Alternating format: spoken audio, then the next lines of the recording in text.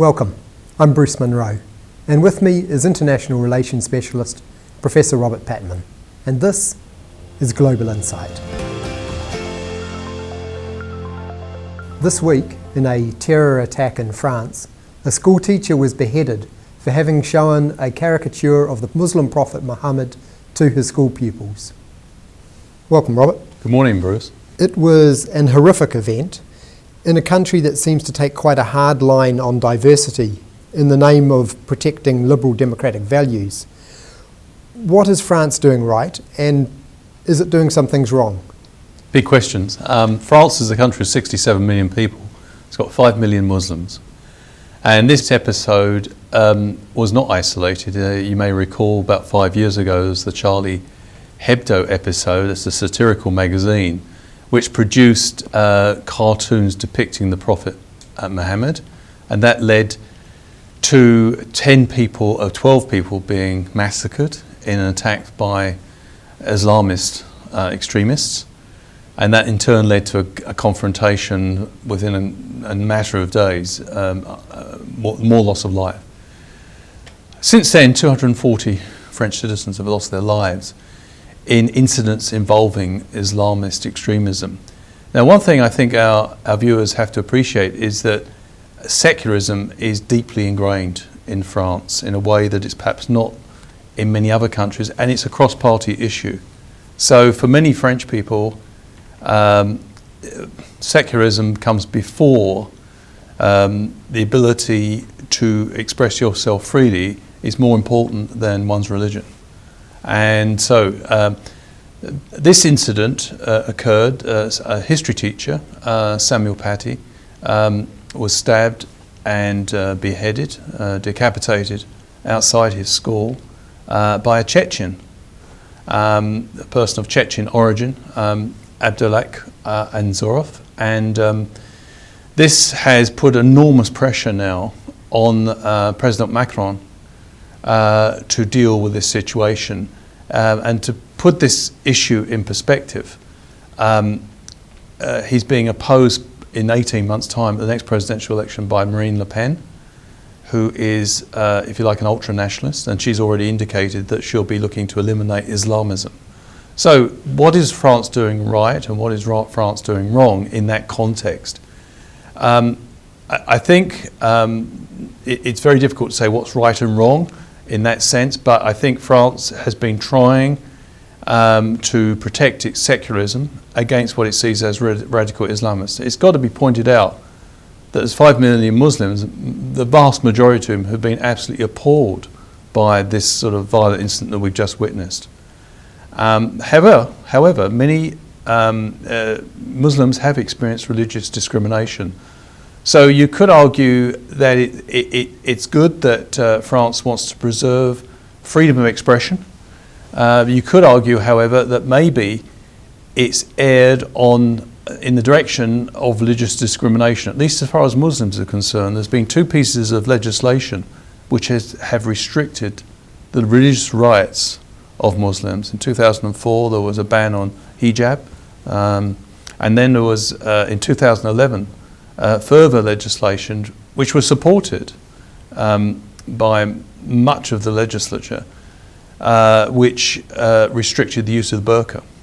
So from a Muslim point of view, that doesn't mean, of course, these restrictions amount to a willingness to commit violence, but what it does do is create perhaps some wiggle room for extremists to exploit what they see as legitimate grievances. So to sum up the right and wrongs of this, I suppose the ideal solution is to strike some sort of balance between freedom of expression and also avoiding religious discrimination, and whether that balance is correct or not remains to be seen. That's exactly the question I'd like to ask you. How do we find the right balance between respecting diversity and maintaining freedom of speech? Well, I think President Macron is seeking to do that now. There seems to be an awareness that perhaps secularism has gone too far. What I mean by that is that I find it interesting in the wake of the most recent atrocity that President Macron is putting the emphasis on rooting out radical Islamist extremism. And, there's been a big emphasis on integrating Muslims into French society.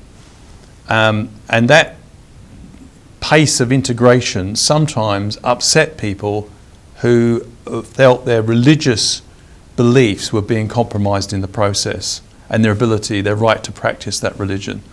What's interesting is that Macron seems to have moved away from the integration approach now and seems to be focusing on what is a very small group of extremists who are seeking to capitalise on what some may see as legitimate grievances concerning religious discrimination.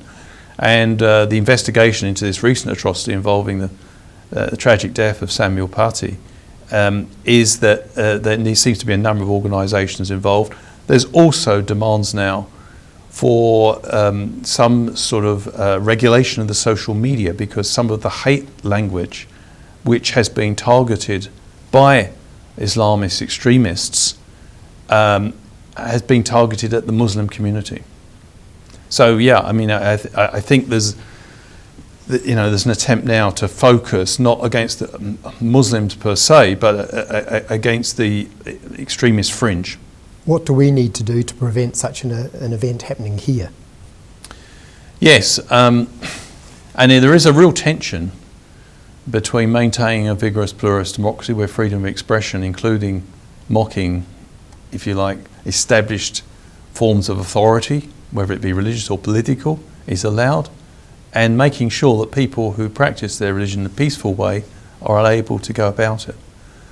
I think we've been pretty good at that so far, and I think in many respects the Christchurch atrocity was a critical test for us. I worried immediately after the Christchurch atrocity, which was carried out by a white supremacist, an Australian white supremacist, that we might overreact, and that is we might act in a way which was not seen as protecting the Islamic community. If that had been the case, thankfully we avoided it, but had that been the case, that might have created anger and alienation. We didn't. I think Jacinda Ardern reacted by reaching out, empathising, and immediately going to where the atrocity occurred. And I think that helped connect the Islamic community. So I think so far we have been a little bit more respectful about the religious. We've managed to combine our commitment to freedom of expression, but respecting religious diversity and avoided religious discrimination. So I think, and this is shown by the fact that the Islamic community in New Zealand have been very forthright in their condemnation of Islamist radical extremism and terrorism that's been done in its name. So I think that is a measure of the fact that it is possible to get this balance right, but it's tricky, particularly when there are groups which are dedicated, if you like, to stirring up trouble and undermining, if you like, both the position of the moderate Muslim community. And we should never, we shouldn't, I think, lose sight of the fact that these atrocities are designed to do that. They're trying to actually thwart the prospect of a good balance between freedom of expression and religious diversity and tolerance.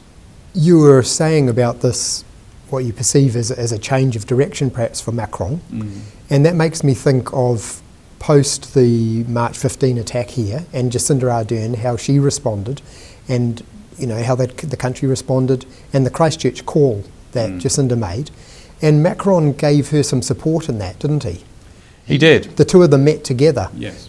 Do you think there's any sense that New Zealand can say perhaps we helped France think about how they're going to deal with the situation there? Yes, I think it's possible that Macron and Jacinda Ardern seem to have a good dialogue, and they collaborated very well on the Christchurch call and the attempt to call it online extremism.